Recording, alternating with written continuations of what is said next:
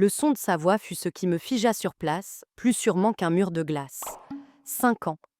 1825 jours que cette voix n'était qu'un fantôme dans ma mémoire, un écho douloureux dans les nuits solitaires. Et pourtant, elle venait de murmurer mon nom à travers les pins. Mon cœur, cet organe que je croyais endurci par le chagrin et le temps, s'emballa avec une violence si soudaine que je crus qu'il allait se briser contre mes côtes.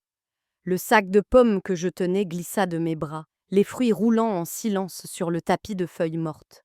J'étais restée immobile, le souffle coupé, me demandant si mon esprit, si longtemps éprouvé, avait finalement cédé sous le poids de l'absence. Je m'appelle Helena Moore et j'avais 31 ans lorsque ce moment est arrivé. Le moment où mon mari, Caleb, officiellement porté disparu et présumé mort, est revenu d'entre les ombres pour rouvrir des blessures que j'avais mis des années à suturer avec une patience infinie. Après sa disparition, la vie avait continué avec une lenteur obstinée. Je n'avais pas fui. J'étais restée dans la petite ferme de la Willamette Valley, ce lopin de terre qu'il avait hérité de son grand-père et que nous avions rêvé de transformer en notre sanctuaire. J'avais entretenu le jardin, bêchant la terre au printemps, arrachant les mauvaises herbes sous le soleil d'été, regardant les feuilles tomber en automne. J'avais payé les factures, négocié avec la banque et appris à réparer une clôture et à déboucher un évier. Je m'étais surtout occupée de sa mère, Éléanore, une femme à la silhouette frêle et au cœur immense, qui avait subi un léger accident vasculaire cérébral l'année suivant la disparition de son fils unique. Ensemble, nous nous étions accrochés l'une à l'autre comme deux naufragés sur un radeau de fortune, refusant de nous laisser sombrer dans un océan de questions sans réponse et de regards apitoyés. La ville, bien sûr, murmurait. Les petites communautés sont ainsi, elles comblent les vides par des suppositions. Il s'est sûrement enfui, disaient certains au comptoir de l'épicerie. Une autre femme, sans doute, chuchotaient d'autres à la sortie de l'église. Peut-être qu'elle en sait plus qu'elle ne le dit, insinuaient les plus médisants. Mais Élénore, jamais. Pas une seule fois, elle n'a douté de moi. Elle me prenait le visage entre ses mains fines et parcheminées, ses yeux clairs fixés sur les miens, et disait avec une conviction inébranlable: « Il est toujours là, ma chérie, je le sens dans mes os, il reviendra. » Alors, j'avais travaillé, j'avais cuisiné, j'avais pris soin d'elle, et j'avais attendu. Non pas activement, pas avec l'espoir naïf et désespéré d'une jeune épouse, mais comme un soldat attend la fin d'une guerre. Discrètement, patiemment, en vivant un jour à la fois parce que regarder plus loin était trop douloureux. Il y a 2 ans, pour joindre les deux bouts, j'avais accepté un emploi de femme de ménage dans une vaste propriété, privée, appartenant à Madame Rebecca Linwood, une riche veuve aussi discrète qu'exigeante. Elle se fichait éperdument de mon passé, tant que j'étais efficace, invisible et, chose surprenante, que je savais coudre comme une professionnelle. J'occupais 3 fonctions: femme de ménage, couturière pour ses robes de créateur et occasionnellement assistante personnelle lorsqu'elle organisait ses rares réceptions. Le salaire était payé en espèces, au noir, mais il était généreux. Pas d'avantages sociaux, pas de sécurité de l'emploi, juste de l'argent, de la confiance et un silence mutuel. Ma routine était immuable. Chaque matin, je quittais la ferme à 7 heures précises, marchais 15 minutes jusqu'à l'arrêt de bus, puis je montais dans les collines jusqu'au domaine Linwood, un joyau d'architecture moderne niché entre des vignobles et des forêts de conifères. Après mon service, je rentrais à la maison, préparais le dîner, administrais les médicaments d'Éléanore, et si l'épuisement ne m'avait pas terrassée, je lisais quelques pages d'un des romans d'amour à l'eau de rose qu'elle affectionnait. Je n'avais pas de vie sociale, pas vraiment, mais j'avais une routine. Et parfois, la routine est la seule chose qui vous empêche de vous effondrer complètement. Cet après-midi-là n'avait pas été différent des autres. J'avais terminé mon travail plus tôt, fait quelques courses à la coopérative locale et décidé de rentrer à pied par le sentier pittoresque qui traversait les bois. L'air était doux, les chemins étaient secs, et j'avais besoin de sentir le mouvement, de me sentir vivante. J'étais à mi-chemin lorsque je l'ai entendu. Helena. Ce murmure rauque, presque un grognement, comme celui de quelqu'un qui doit réapprendre à parler. Je me suis retournée, et il était là, debout à la lisière de la forêt, baigné dans la lumière déclinante du soleil couchant, se tenait un homme.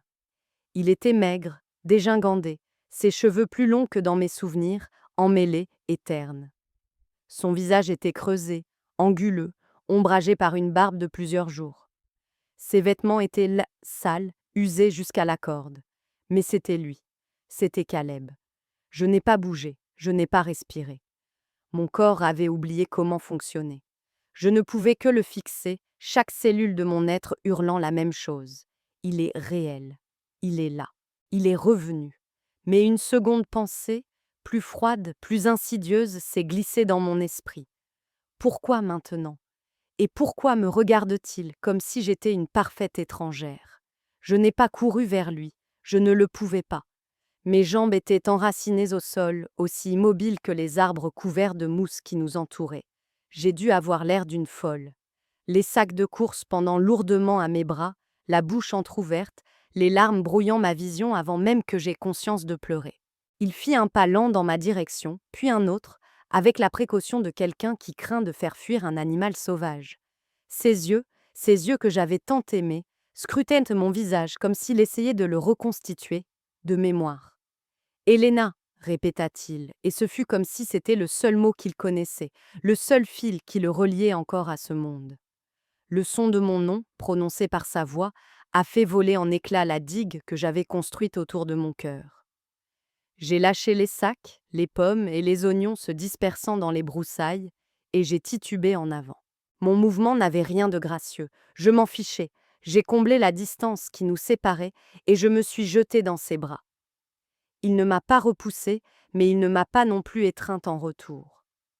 Ses bras restèrent ballants un instant avant de se poser maladroitement autour de ma taille, comme s'il avait oublié comment tenir quelqu'un qu'il aimait, comment réconforter un corps secoué par les sanglots. Où étais-tu passé? Ai-je haleté contre sa poitrine, l'odeur de la terre et de la sueur remplaçant le parfum familier que j'avais connu. Sais-tu ce que tu nous as fait? Sais-tu seulement quel jour nous sommes? Il n'a pas répondu. Il s'est contenté de murmurer, sa voix étouffée contre mes cheveux. Rentrons à la maison, s'il te plaît. Alors, je l'ai ramené à la maison. Nous avons marché en silence sur le chemin de gravier, passant devant les haies que j'avais taillées, la remise que j'avais repeinte, le portail en bois que j'avais réparé avec Éléanore l'été dernier. Chaque détail de ce paysage familier me semblait soudain surréaliste. Je le regardais sans cesse du coin de l'œil, craignant qu'il ne se dissolve dans l'air, qu'il ne soit qu'une hallucination née du chagrin. Mais il ne disparaissait pas. Arrivé sur le porche, j'ai poussé la porte moustiquaire qui grinçait et j'ai appelé, ma voix plus forte que je ne le pensais. « Élénore, maman, il faut que tu viennes voir. » Élénore venait de finir de plier le linge dans la cuisine. Elle est sortie dans le couloir, s'essuyant les mains sur un torchon, ses fins cheveux blancs tirés en un chignon impeccable. Elle l'a vu et s'est figée. Le torchon a glissé de ses doigts et est tombé sans bruit sur le plancher.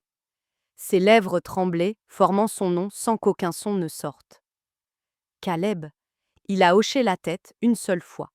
Elle a tendu une main tremblante vers le mur pour se soutenir.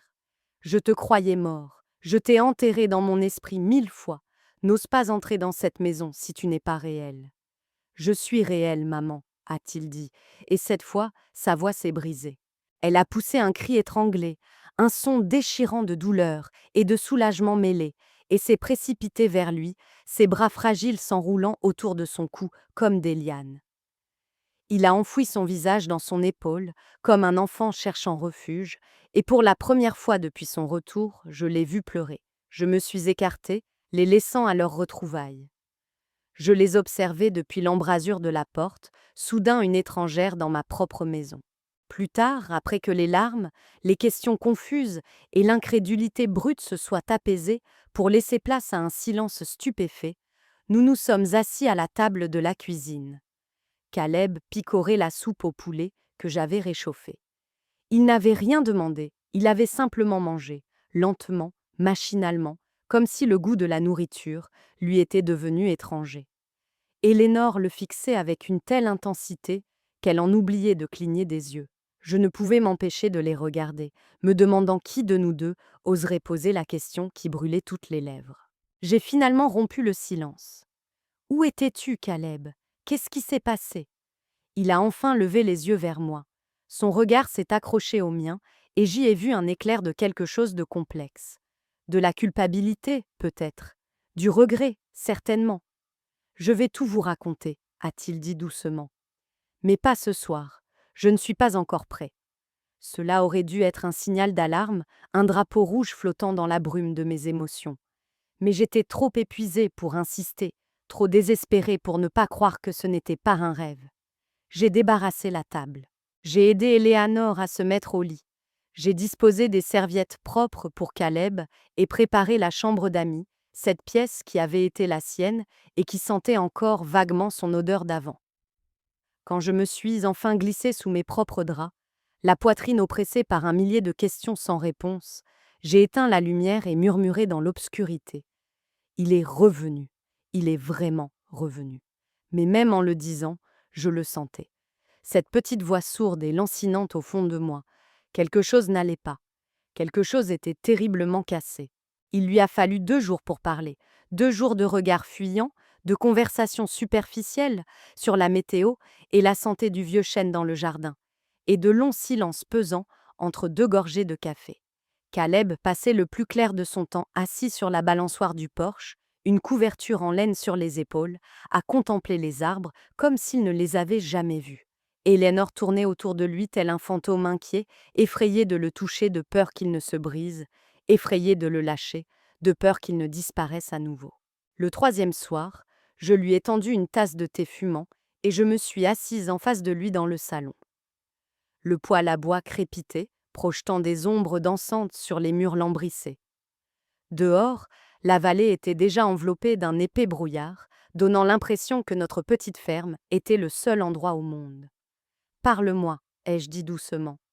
J'ai besoin de savoir où tu étais, même si ça fait mal, surtout si ça fait mal. » Il n'a pas immédiatement croisé mon regard, mais il a hoché lentement la tête, comme s'il cédait enfin à un poids qui le poursuivait depuis trop longtemps.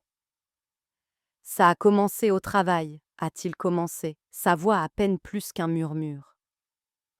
Tu te souviens de l'entreprise de logistique? Tout s'effondrait, de grosses cargaisons disparaissaient, des clients importants annulaient leur contrat. Le patron pensait que quelqu'un à l'intérieur divulguait les itinéraires ou volait directement dans les stocks. Je me souvenais. Je me souvenais de la tension sur son visage chaque soir en rentrant, de la façon dont il se frottait les tempes, en marmonnant à propos d'erreurs qui n'étaient pas les siennes. Un jour, a-t-il continué, mon patron m'a demandé de déplacer un camion de livraison vers un autre entrepôt. Il a dit que c'était pour une question de sécurité, pour le mettre à l'abri. Il m'a donné une adresse près de l'ancienne zone industrielle, au-delà de l'autoroute 22. J'ai senti mon estomac se nouer, le terrain vague derrière la clôture grillagée, il a hoché la tête. J'aurais dû me méfier, mais je ne voulais pas perdre mon emploi, alors j'y suis allée. C'était en fin d'après-midi. Le soleil était bas, je m'en souviens très bien, parce que je l'avais dans les yeux quand quelqu'un m'a frappé par derrière. J'ai fermé les yeux, respirant lentement, mon cœur battant à tout rompre comme si c'était moi qu'on attaquait. Quand je me suis réveillée, a murmuré Caleb, j'étais à l'arrière d'une fourgonnette. J'avais les mains liées, ma tête me lançait, comme si elle allait exploser. Ils avaient dû me droguer aussi. Tout était flou, confus. Je n'arrivais pas à réfléchir clairement. Il marqua une pause, ses doigts tremblant si fort autour de sa tasse que la porcelaine cliquetait. J'ai tendu la main et j'ai posé la mienne sur la sienne. Cette fois, il ne l'a pas retirée. Ils m'ont emmené dans une sorte de complexe, je ne sais toujours pas où exactement. Quelque part dans les terres, complètement isolé. Pas de réseau téléphonique, pas de bruit de circulation, rien. Juste des arbres à perte de vue, des clôtures et des barbelés. L'endroit était rempli de certains tunnels, comme une immense pépinière, mais ce n'était pas le genre d'endroit où l'on va acheter des géraniums le dimanche. Il a expiré bruyamment, son regard perdu dans le vague, revoyant des scènes que je ne pouvais qu'imaginer. Ils m'ont dit que j'avais une dette, que je devais travailler pour la rembourser. Ils n'ont jamais précisé le montant, ni la durée. Ils n'expliquaient rien. Il y avait juste les uniformes, les ordres, les rations de nourriture et les règles. J'avais envie de l'interrompre, de demander qui était il, pourquoi lui, mais je savais que les réponses ne changeraient rien à la réalité de son calvaire. Alors je l'ai laissé continuer. Il y en avait d'autres là-bas, des hommes, des femmes. Certains étaient là depuis des années. Ils appelaient ça la ferme. Nous n'avions pas le droit de parler beaucoup entre nous, mais j'ai rencontré une fille, Sierra. Ce nom a atterri dans le silence de la pièce comme un morceau de glace. J'ai essayé de ne pas réagir, j'ai échoué. Mon corps s'est raidi imperceptiblement. Elle était jeune, à peine 20 ans, elle paraissait fragile, mais elle était incroyablement intelligente. Elle n'était pas comme les autres. Elle remarquait les détails. Elle avait mémorisé les horaires des gardes, repéré où ils laissaient traîner leur téléphone. Ma gorge était sèche. C'est elle qui t'a aidé à t'échapper. Il a secoué la tête. Elle nous a tous aidés à nous échapper, mais pas directement.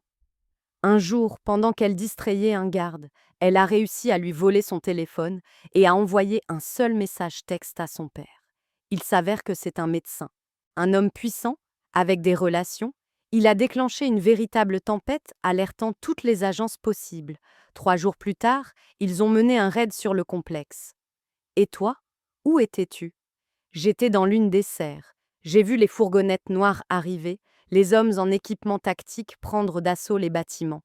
Je n'ai pas bougé. J'étais paralysée, je regardais juste. C'est Sierra qui m'a attrapée par la main et m'a entraînée vers une voiture que je ne reconnaissais pas. Son père était à l'intérieur. J'ai essayé de garder ma voix neutre. C'est donc là que tu étais tout ce temps, avec elle. Non, a-t-il dit rapidement. Ils m'ont offert un endroit sûr où rester pendant que l'enquête se déroulait. Mais je leur ai dit que je voulais rentrer à la maison, auprès de toi, auprès de maman. Je voulais le croire. Mon Dieu, comme je voulais le croire. Mais quelque chose dans sa voix, une inflexion presque imperceptible, sonnait faux. Elle a tout risqué, a-t-il ajouté doucement, presque pour lui-même. Sans elle, je serais encore là-bas. Je me suis levée brusquement. Je dois m'occuper du linge. Attends, a-t-il dit en se levant trop vite, manquant de renverser sa tasse. Ne pars pas, s'il te plaît, je ne t'ai pas raconté tout ça pour te repousser. Je me suis retournée et je l'ai regardé, l'homme pour qui j'avais pleuré, l'homme que j'avais attendu.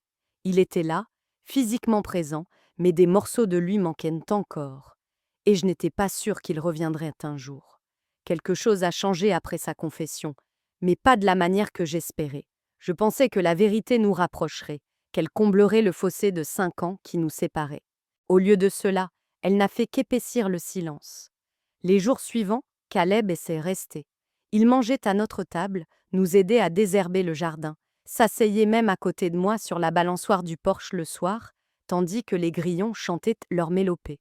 Mais il y avait en lui une immobilité, une sorte de vide qui le rendait absent, même lorsqu'il était juste devant moi.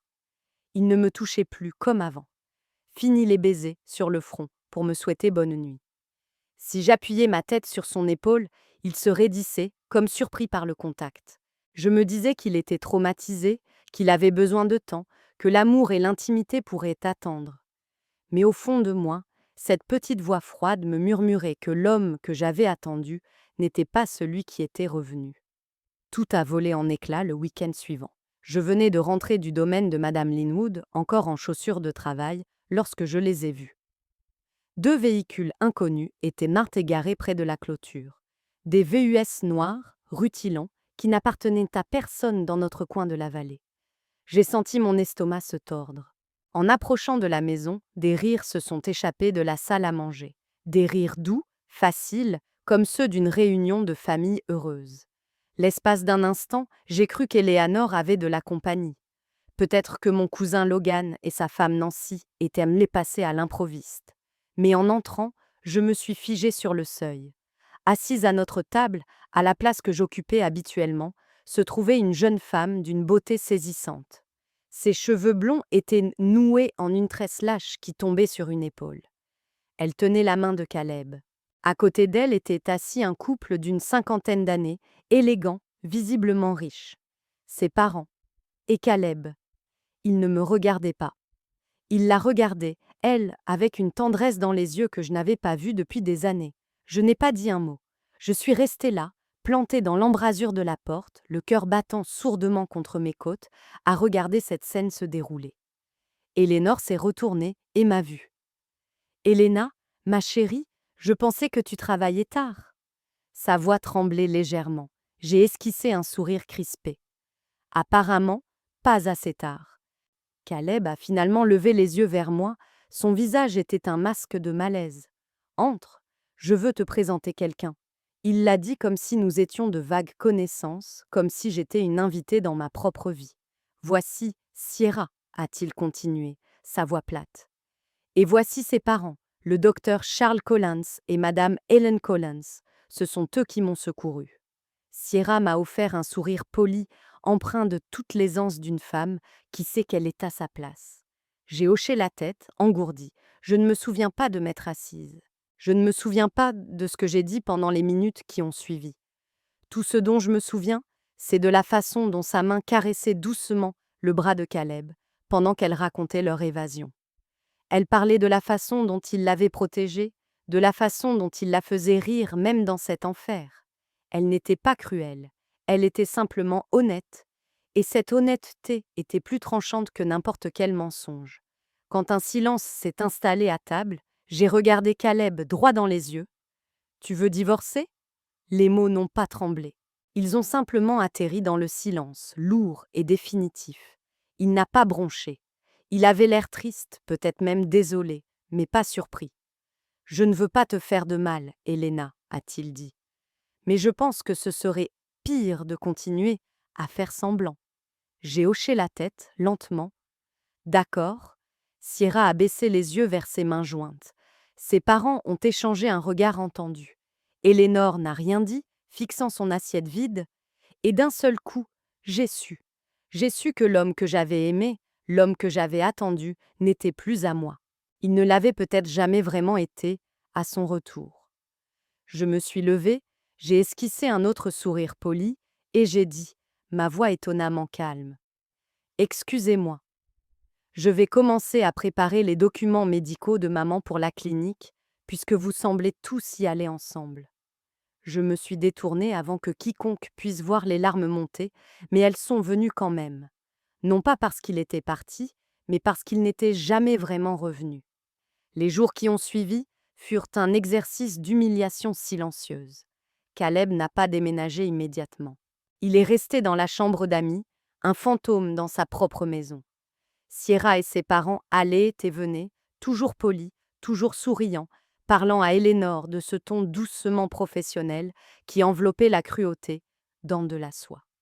Ils avaient proposé de prendre en charge tous les frais médicaux pour Caleb et Eleanor, de les installer dans un centre de rééducation privé près de Jean. Ils ont parlé d'examens complets, de thérapie, de s'assurer qu'il ne souffrait d'aucune séquelle de sa captivité. Élénore semblait partagée entre la reconnaissance et un profond chagrin. Caleb, lui, semblait docile, comme un pion déplacé sur un échiquier par des mains plus habiles. Et moi, je faisais des photocopies des dossiers d'assurance.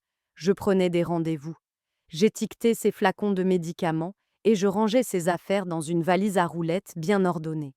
Je gardais ma voix égale. Je souriais. Je ne pleurais pas. Pas devant eux. Un après-midi, Sierra m'a suivi dans la cuisine. Elle avait retiré ses chaussures et marchait pieds nus sur le linoléum, comme si elle était déjà chez elle. Elle s'est appuyée contre le comptoir, un verre d'eau à la main, et m'a regardé trier une pile de formulaires. « Tu es vraiment organisée, » a-t-elle dit. Je n'ai jamais été douée pour suivre tout ça. J'ai hoché la tête. Il fallait bien que quelqu'un le fasse.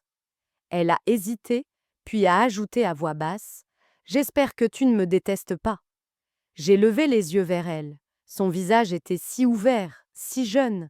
« Je ne te déteste pas, » ai-je dit honnêtement. « Mais j'aimerais que tu sortes de ma cuisine maintenant. » Elle a scié, surprise, puis elle s'est redressée et est partie sans un autre mot. Ce soir-là, je me suis assise avec Élénore pendant qu'elle buvait sa tisane du soir. Elle paraissait plus âgée que jamais. Ses mains tremblaient en tenant la tasse. Ses yeux étaient rouges et gonflés. Ma chérie, a-t-elle commencé, sa voix brisée. Je suis tellement désolée. Je sais que c'est mal. Je sais à quoi ça ressemble. Mais Caleb, c'est mon fils. Je ne peux pas le mettre à la porte. J'ai hoché la tête. Tu n'as pas à t'expliquer. Je comprends. Non, a-t-elle dit fermement en me prenant la main. Tu ne comprends pas, parce que si j'étais plus courageuse, je leur dirais à tous de s'en aller. Je dirais à Caleb de se réveiller et de voir ce qu'il perd. Mais je suis fatiguée, Helena. Et je crois qu'une partie de moi est simplement soulagée qu'il soit en vie. Sa voix s'est étranglée sur les derniers mots. Je ne pensais plus jamais le revoir. Je sais, ai-je murmuré, lui caressant la main. Elle m'a regardée avec une telle culpabilité que j'ai dû détourner les yeux. Je ne te demande pas de me pardonner, a-t-elle dit. Mais si tu as besoin de temps, si tu as besoin de rester un peu plus longtemps, cette maison est toujours la tienne. Je lui ai offert un sourire doux, et là. Je resterai jusqu'à ce que je trouve quelque chose. Je ne te laisserai pas seule. Tu n'es pas seule non plus, a-t-elle répondu. Du moins, je l'espère. Le lendemain matin, j'ai fait un petit sac, j'ai appelé ma tante Nancy et je suis allée à mon ancien appartement en bordure de la ville, celui où Caleb et moi avions vécu notre première année de mariage. Il était loué depuis, mais les locataires venaient de déménager, un heureux hasard.